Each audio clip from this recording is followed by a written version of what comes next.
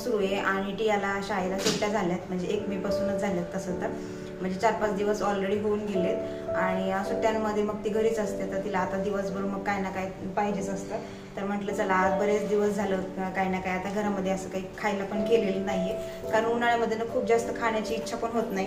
तिथे नको ठेवटी आणि जास्त करून म्हणजे थंडच पिण्याची इच्छा होती. तर मी याच्या आधी आईस्क्रीम वगैरे पण दाखवलेल्या आहेत. मग आज मी मुरमुरे पण आणले होते घरी, तर म्हटलं आज चिवडा बनवणार आहे आणि त्याचसोबत खारी शंकरपाळे सुद्धा बनवणार आहे. वाजू नको बाळा. खारी शंकरपाळे सुद्धा बनवणार आहे, कारण खारी शंकरपाळे सगळ्यांनाच आवडतात आणि जास्त गोड पण नको म्हणून गोड नाही बनवणार आहे. तर चला हेच बनवणार आहे. तर हे सगळं असं मी बनवणार आहे आज. पण असं वाटतंय मलाच म्हणजे फिलिंग येते की उन्हाळ्याच्या सुट्ट्या लागल्या आहेत की दिवाळीच्या सुट्ट्या लागल्या आहेत ते. तर चला सुट्ट्या तर लागल्यात आणि मग घरी एन्जॉय करायला काही ना काही थोडंसं लागतंच आपल्याला. तर मग तेच घरचं स्नॅक्स म्हटलं की ठीक आहे चला करूया. ओ काय करते मी, तू सांग ना. तर तेच मी आज बनवणार आहे. तर चला बनवायला सुरुवात करूया. आणि त्याचसोबत मेन म्हणजे आता उन्हाळ्यामध्ये आपल्या वेळेस कसं असायचं ना, होमवर्क असायचे की लहानपणी पाडेपाठ कर, उजळणी हे ते असं चालू असायचं. पण आता यांच्या उन्हाळ्याच्या सुट्ट्यामध्ये तसं तेवढं नसतं की कुठं ना कुठे यांना फिरायला घेऊन जाणं किंवा समर कॅम्प असतात वेगवेगळे अरेंज केलेले. तर तसंच आमच्या इथे पण आता एक समर कॅम्प अरेंज केलेला आहे आणि 3 वर्षाच्या पुढच्या मुलांसाठी आहे. तसं हिला 3 वर्ष ऑलरेडी कंप्लीट झाली आहेत. तर मग ते उद्या समर कॅम्प पण आहे, तर त्याची पण तिची तयारी करायची आहे. ते पण तुम्हाला पुढे दिसेलच, तर व्हिडिओ कंटिन्यू पहा. तर चला आता आपण सगळ्यात आधी शंकरपाळे बनवायचे. त्याचं जे मैदा आहे तर ते सगळं सामान वगैरे मी काढून घेतले आणि ते आता त्याचं कणिक मळून ठेवूया, कारण ते मळून ठेवल्यानंतर आपल्याला 15 ते 20 मिनिटानंतर ते तळायला घेण्यासाठी असतं, त्यामुळे त्याला वेळ लागणार. थांब ना टिया, हां घे. आणि मग त्यानंतर चिवडा बनवून घेऊया. चला आधी पटकन ते करून घेऊया. तर चला इथे आता मैद्याचे पदार्थ तसं तर खायचे नसतात जास्त, पण लहान मुलांना बाहेरचं देण्यापेक्षा घरी थोडंफार काहीतरी दिलेलं ठीकच आहे म्हणून मी बनवणार आहे. तसं तर मग जास्त काही खाण्यात येत नाही, पण कधीतरी एखाद्या वेळेस वर्षातून 1-4-5 महिन्यातून खायला काही हरकत नाही, मला तरी वाटतं असं.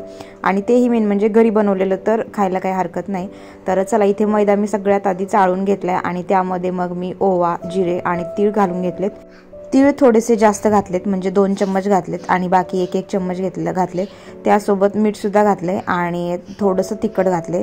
तर यामध्ये आता गरम तेल मी घालून घेतले आणि आता हे हाताच्या साह्याने न करता मी चमच्याच्या साह्याने करून घेते, कारण गरम तेल पोळण्याची शक्यता असते. आणि थोडंसं थंड झालं की मग आता हाताने मी पूर्ण असं मिक्स करून चोळून घेणार आहे आणि त्यानंतर मग यामध्ये थंड पाणी घालूनच मी हे पूर्ण कणिक मळून घेणार आहे. तर अशा प्रकारे मग आपले आता झटकीपट असे बनवायची म्हटलं तर कुठली रेसिपी, तर ही रेसिपी आहे. तर नक्कीच बरेच जणांना आता माहीतच आहे सगळ्यांना, तसं तर दिवाळीमध्ये आपल्या सगळ्यांकडेच बनलं जातं. तर मग आता ह्याला झालेले आहेत अर्धा तास मी झाकून ठेवलं आणि अर्ध्या तासानंतर आता मी हे बनवायला घेतलं. अर्धा तास चांगलं झाकून ठेवलं होतं आणि आता कढई इथे मी गरम करायला ठेवली आणि आता बऱ्याच दिवसानंतर मी ही माझी लोखंडाची कढई आहे तर ती तळण्यासाठी वापरत आहे. तर मी आज आधी तुम्हाला सांगितलंय की चिवडा आणि शंकरपाळी बनवणार आहे, तर म्हटलं सगळ्यात आधी शंकरपाळी बनवून घेऊया आणि त्यानंतर जे काही तेल उरेल त्याच तेलामध्ये आपण नंतर लगेच चिवडा बनवून घेऊया. आणि हे सगळं करायला ना खरंच खूप उशीर झाला होता, म्हणजे लवकरच आधी दिवसा करायला पाहिजे होतं, पण ही संध्याकाळची वेळ होती. आणि तुम्ही जसं की पाहिले आधी पण की टिया किती मध्ये मध्ये करत असते, तिचं सारखं चालू असतं मम्मी हे ते, त्यामुळे म्हटलं चला पटपट बनवून घेऊया. पण खाली काहीतरी टाकायचं विसरले, पण नंतर मग पेपर घेतला एक लगेच आणि अशा प्रकारे आता पूर्ण आपण जशी चपाती लाटतो तसं मोठी अशी चपाती लाटून घेणार आहे. तर खूप एकदम पातळ पण नाही लाटायची, थोडंसं नॉर्मलच आहे आणि चांगली होते. तर आता अशा प्रकारे बघा, आता ह्याच्यामध्ये सगळे जिरे, ओवा, तीळ जे काही आहे जेव्हा ते असं दिसते ना ते खरंच खूप भारी वाटतं आणि खायलासुद्धा ओव्याची टेस्ट एकदम मस्त लागते. म्हणजे मला तरी ओवा पर्सनली खूप जास्त असं छान आवडतो. तर माझ्याकडे हा चमचा आहे ज्या आपण शंकरपाळी वगैरे बनवतो, पण ते आहे ते एवढा व्यवस्थित नाही आहे, थोडासा वाकडा तिकडं झाला आहे. त्यामुळे बघा जेव्हा असं मी रोल करते तर तेव्हा ते थोडंसं वाकडं तिकडं होतं आहे. पण अशा प्रकारे आता आपण ह्याचे काप करून घ्यायचे जे की आपले शंकरपाळीचे आकार असतात ते. तर असं पटपट मी आता काप करून घेते आणि थोडासा चमचा हा वाकडा तिकडा असल्यामुळे थोडासा प्रॉब्लेम येतोय. जर चांगला असेल ना तर एकदम व्यवस्थित होतात. तर आता ही अशा सगळे व्यवस्थित काप आता सेपरेट करून घ्यायचे आणि एका ताटामध्ये काढून घेते आणि जास्त एकमेकांवरती ठेवायची नाही, जेणेकरून ते चिटकून मग नंतर डबल होतील. तर आता इकडे माझं तेलसुद्धा गरम झालेलं आहे, तुम्ही बघू शकता. तरी पण मी सगळ्यात आधी एक छोटंसं जे गुळ आहे तर ते टाकून बघितलं आहे की तेल चांगलं गरम झालं आहे का, तर चांगलंच तेल गरम झालेलं होतं आणि लगेच वरती फुगून आलेलं आहे. आणि ही माझी लोखंडाची कढई आहे. लोखंडाच्या कढईमध्ये तळलेलं ना खरंच खूप चांगलं असतं, त्यामुळे आता मी पण खूप जास्त प्रेफर करते तळण्यासाठी वगैरे. तसं तर खूप जास्त तळणीचे पदार्थ खाण्यात येत नाहीत, पण जे किंवा एकदा महिन्यातून एकदा दोनदा होतील तर तेव्हा मात्र मी करत असते. तर चला आता जी शंकरपाळी बनवली होती तर ते यामध्ये टाकून घेऊ. आणि गॅसची फ्लेम आहे ती मिडियमच ठेवलेली. खूप कमी पण केलं ना तर शंकरपाळी चांगली व्यवस्थित फुगत नाहीत, आणि खूप जास्त जे केलं ना तर करपली जातात आणि आतमध्ये पर्यंत तळली जात नाही. त्यामुळे गॅसची फ्लेम मी मिडियमच ठेवून अशा प्रकारे कंटिन्युअसली सतत हलवून तळून घेते. आणि तुम्ही सुद्धा पाहाल की आता शंकरपाळी किती मस्त अशी आपली फुगून वरती आलेली आहे आणि खूप छान एकदम टेस्टीसुद्धा होणार आहे. तर नक्कीच व्हिडिओ कंटिन्यू करा.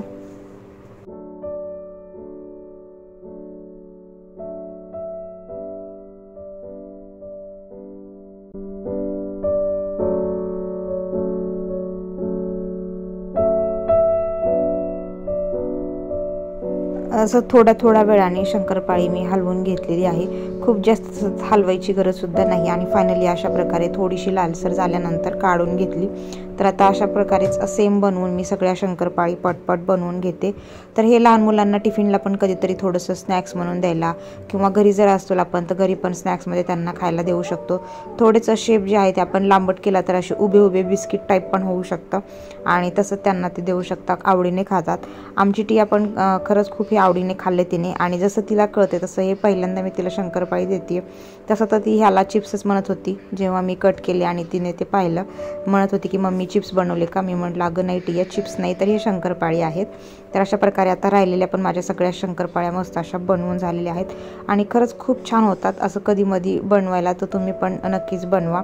तर आता मी याच्या आधी पण एकदा मी गव्हाच्या ट्राय केल्या होत्या, पण त्या ज्या होत्या त्या मी गोड बनवल्या होत्या, पण आता खारेमध्ये मी गव्हाच्या नाही बनवलेल्या. शंकरपाळी तर बनवून झाली होती. तर आता बनवायचा होता चिवडा. तर चिवडा पण लगेच बनवून घेतलेला आता राहिलेल्या तेलामध्ये. तर माझ्याकडे जे काही सामान होतं त्याच सामानामध्ये साधा सिंपल चिवडा बनवलेला आहे. तर मका पोहे होते, मका पोहे पण मी लगेच तळून घेतले. आणि याच्यामध्ये ना मी बऱ्याच वेळेला असं की प्रत्येक वेळेला सगळं सामानच असलं पाहिजे असं काही नाही.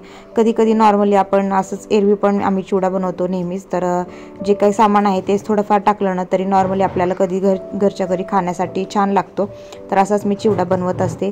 मका पोहे नंतर डाळवं पण होतं घरी, तर डाळव्याचा सुद्धा वापर केला. आणि त्यानंतर शेंगदाणे, बस एवढंच याच्यामध्ये घातलेले.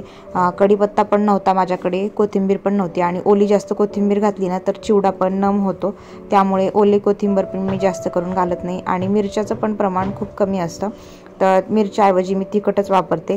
आणि मेन म्हणजे यावेळेस ना चिवडा मसाला असतो तर तो सुद्धा नव्हता इवन, पण नॉर्मली असं सिम्पलमध्ये एकदम असतो ना तर तसा पण चिवडा कधी कधी खायला छान वाटतो. आणि आम्ही जेव्हा जेव्हा चिवडा खातो तर तेव्हा आम्ही त्याच्यामध्ये कांदा टोमॅटो असं घालून थोडंसं मग चिंचा गुळाचं पाणी बनवून असं घरी करतो, त्याच्यामुळे मग तो चिवडा खरंच छान लागतो. एवढं काही त्याच्यामध्ये वाटत नाही. कधी कधी मग आपलं जर घरचं फरसाण असेल तर फरसाणसुद्धा मग ॲड केलं जातं. तर त्यामुळे अशा प्रकारे मग चिवडा मी कधी कधी बनवून ठेवतो. तर चला अशा प्रकारे आता इथे शेंगदाणे पण माझे तळून झालेत. डाळवं मी लगेच काढलं होतं, कारण खूप जास्त वेळ जर ठेवलं ना ते खूप कडक होतं आणि मग ते दाताला लागतं, ते खायला तेवढं चांगलं वाटत नाही. आणि शेंगदाणे आहेत ते थोडेसे जास्त वेळ ठेवले. आता सगळ्यात शेवटी मग इथे आता लगेच मी ते फोडणी देते. तर फोडणी म्हणजे तेच की जिरे मोहरे घालून घेतलेत राहिलेल्या तेलामध्ये, आणि गॅस बंद केला. आणि याच्यामध्ये आता हळद, तिखट आणि सगळ्यात शेवटी मीठ घालणार आहे. आणि अजून कुठला जर मसाला घालायचा असेल तर मसालासुद्धा घालायचा. आणि थोडंसं मी बेडगी मिरचीचं लाल तिखटसुद्धा घातलेलं आहे. आणि अशा प्रकारे मग हा सगळ्यात शेवटी मीठ घालायचं. तर हे मसालासुद्धा आपला तयार झाला. आणि फायनली आता हे सगळं मला चिवड्यामध्ये टाकून घ्यायचं आहे. तर बऱ्याच वेळेला मी याच्या आधी चिवडा जो आहे तर तो असं पातेल्यामध्ये बसायचा नाही, त्यामुळे असं एक खाली पोतं वगैरे अंथरायची, त्यावरती एक कपडा अंथरायचा, त्यावरती पेपर अंथरायचे, आणि त्यावरती मुरमुरे टाकून मी अशा पद्धतीने बनवत होते. पण हा चिवडा कमीच आहे, म्हणजे 1 पाऊण किलोच्या जवळ आहे, त्यामुळे ह्या एका टोपलीमध्ये बसतो एवढ्या. तर या टोपलीमध्येच मी आता तो बनवून घेत आहे. तर ताटाला तेल वगैरे लागलेलं असतं, जे की आपण मका पोहे शेंगदाणे काढलेलं असतं ते पण या मुरमुऱ्याला लावून घेते आणि काढून घेते. आणि अशा प्रकारे आता मस्त सगळीकडून हलवून घ्यायचा चिवडा. आणि हे हलवून झालं की त्यानंतर मग कढईतला जो मसाला आहे तर तो पण यामध्ये घालायचा. डायरेक्टली जर मसाला ओतला तर कसं होतं की मका पोहे आणि शेंगदाणे वगैरे असतात तर त्यांनाच खूप जास्त लागतो, आणि मग ते एकाच ठिकाणी असे गोळे पण बऱ्याच वेळेला तयार होतात. मग ते हलवायला आपल्याला पण प्रॉब्लेम होतो, कारण सगळंच गरम असतं, हे पण गरम ते पण गरम, त्यामुळे. तर आता हे असं पहिल्यांदा मी मिक्स करून घेतलं सगळं जे काही आपण याच्यामध्ये त्याच्यामध्ये घालतो आणि त्यानंतर मग मसाला घालणार. तर माझ्याकडे यावेळेस मुरकुल जे म्हणतात, बऱ्याच ठिकाणी त्याला काय म्हणतात मला नाही माहिती, पण आमच्याकडे तर त्याला मुरकुल म्हणतात, ते पण टाकणार होते पण नको म्हटलं, कारण मका पोहे होते तेवढे मी सगळेच घातलेत तर भरपूर असे झालेले आहेत आणि मग असं छान कुरुम कुरुम लागतं, त्यामुळे मी थोडेसे जास्तच घातलेत. आणि टियाला चिवडासुद्धा आवडला. खूप जास्त तिखट पण मी केला नव्हता, एकच प्रमाण ठेवलं होतं सगळ्यांसाठीच, कारण चिवडाच थोडा होता आणि त्यामध्ये मग तिच्यासाठी इकडे तिकडे कुठे काढणार, म्हणून मग हाच सगळ्यांसाठी ठेवला. आणि अशा प्रकारे आता कढईत पण जे काही मसाला आहे तर तो पण या चिवड्याला लावून काढून घेतला आणि सगळं पूर्ण मिक्स करून घेते. तर हे सगळं करायला भरपूर उशीर झाला. नंतर मग प्रदीपचं जेवण वगैरे या सगळ्या गोष्टींमध्ये चांगलाच वेळ गेला आणि असं करत करत मग रात्रीचे 12 वाजले आम्हाला. तर टियाचं इथं चालू होतं की मम्मी अरे वा मस्त बनवलंयस माझ्यासाठी चिवडा, असं म्हणून ती येऊन गेली आणि जे मिरचीचं टोपलं बाहेर ठेवलं होतं तर ते पण ती आतमध्ये घेऊन आली. तर अशा साध्या सिंपल माझ्या ह्या रेसिपी असतात. तर आय होप तुम्हाला ह्या रेसिपी आवडल्या असतील आणि आवडल्या असतील तर व्हिडिओला लाईक, शेअर आणि चॅनलला सबस्क्राईब करायला विसरू नका. तर आता पटपट मी हा सगळा चिवडा मिक्स करून घेते आणि माझी जी काही भांडी आहेत आता, कारण हे सगळं जे काही बनवलेत पदार्थ तर त्यामुळे भांडी थोडीशी भरली जातात, जास्त करून तर चिवड्यासाठीच म्हटलं तर ऑइली वगैरे होतात, तर ते सगळे आता धुवून स्वच्छ क्लीन करून घेते.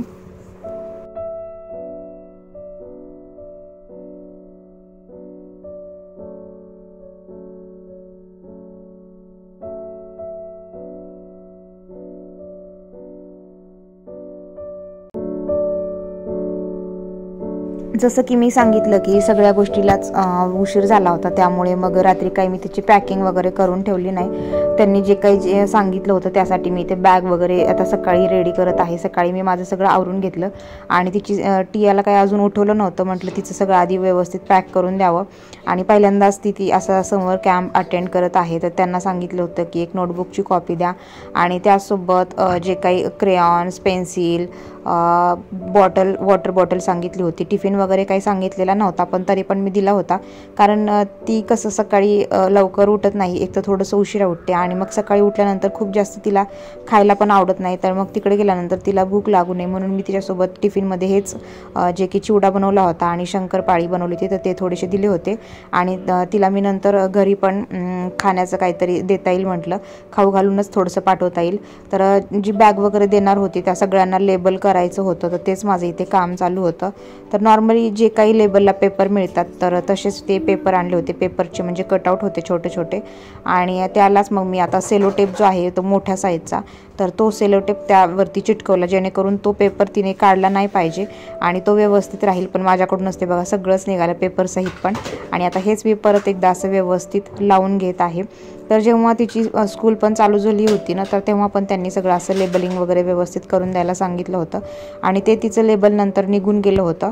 पण आता तिला पण माहीत झालं की तिची म्हणजे हीच बॅग आहे, व्यवस्थित ती घेऊन येते तसं सगळ्या गोष्टी. आणि मग पेन्सिलचा पाऊच तर काही मिळत नव्हता, पण जो कंपास मिळाला मग त्यामध्येच मी तिचं पेन्सिल आणि क्रेयॉन जे काही सांगितलं होतं ते सगळं व्यवस्थित घालून दिलं. आणि त्याचसोबत म्हटलं की याच्यावर पण आपण लेबलिंग करून देऊया जेणेकरून इकडे तिकडे जाणार नाही, आणि जरी गेलं तरी मग त्यांना पण ते हँडल करायला इझी पडेल. ज्याचं त्याचं आहे ते मग व्यवस्थित देतात. तर चला हे इथं सकाळी तिचं जे लागणार होतं साहित्य ते सगळं एका बॅगमध्ये भरून ठेवते. आणि आता त्यानंतर मग तिला उठवायचं, तिचं सगळं आवरायचं, या सगळ्या गोष्टी होत्याच. तर हे मला रात्रीच करायचं होतं, पण मी सांगितलं की खूप उशीर झाला त्यामुळे ते काही जमलं नाही. नोटबुक देताना पण मी एक जुनीच होती नोटबुक, तीच तिला दिली, कारण तिच्यासाठी अजून म्हणजे ती खूप लहान आहे आणि तिला अजून एवढ्या सगळ्या गोष्टींची खूप जास्त गरज लागत नाही. तिच्या स्कूलमध्ये जे काही त्यांनी दिले तर ते स्कूलमध्येच ठेवलेलं असतं, ते डेली काय बॅगमध्ये कॅरी करत नाहीत, कारण त्यांना अजून तेवढं त्याचं नॉलेजच नसतं की हे एवढं आपण सोबत घेऊन जायचं काही, कशासाठी आहे काय, या सगळ्या गोष्टी जे काय असेल ते. तर त्यामुळे घरी पण खूप जास्त काही नाही आहे, मग जे काही आहे त्यातलंच मी तिला व्यवस्थित करून हे नोटबुक वगैरे दिली होती. आणि अशा प्रकारे त्या नोटबुकवर पण त्यांनी सांगितलं होतं की पूर्ण डिटेल्स फिल करा, तर तेच माझं इथे काम चालू होतं. तर चला आता बऱ्याच वेळेला काय होतं की कुठलं पण कॅम्प असेल किंवा जे काही असेल मुलांचं तर ते आदल्या दिवशीच तयारी करून ठेवते, पण आदल्या दिवशी खूप उशीर झाला आणि मग मी झोपल्याशिवाय ती पण तिथे झोपत नाही, मग ती पण माझ्यासोबत बसणार, त्यामुळे मग कधी कधी मग असं काही गोष्टी कराव्या लागतात सकाळी लवकर उठून. तर पण दुसऱ्या दिवशीच आपण कधीच काही सांगू शकत नाही की वेळेवर होईल की नाही, त्यामुळे तर शक्यतो आदल्या दिवशीच करायला पाहिजे. पण एखाद्या वेळेस चालतं असं. तर माझं फायनली हे तिचं जे काही आहे तर पॅकिंग पूर्ण झालेली आहे. तर हा व्हिडिओ मी इथेच एंड करते आणि पुढचा व्हिडिओ खरंच खूप छान आणि मस्त असणार आहे. तर पुढच्या व्हिडिओसाठी स्टे ट्यून. तर हा व्हिडिओ इथेच एंड करूयात. भेटूया अजून छान छान व्हिडिओमध्ये. तोपर्यंत सर्वांना बाय बाय. आणि सर्वांनी पण मस्त असा समर एन्जॉय करा. आम्ही पण समर मस्त एन्जॉय करतोय. आणि तुमची पण मुलं कुठं समर कॅम्पला किंवा काय काय करताय ते नक्कीच कमेंटमध्ये कळवा.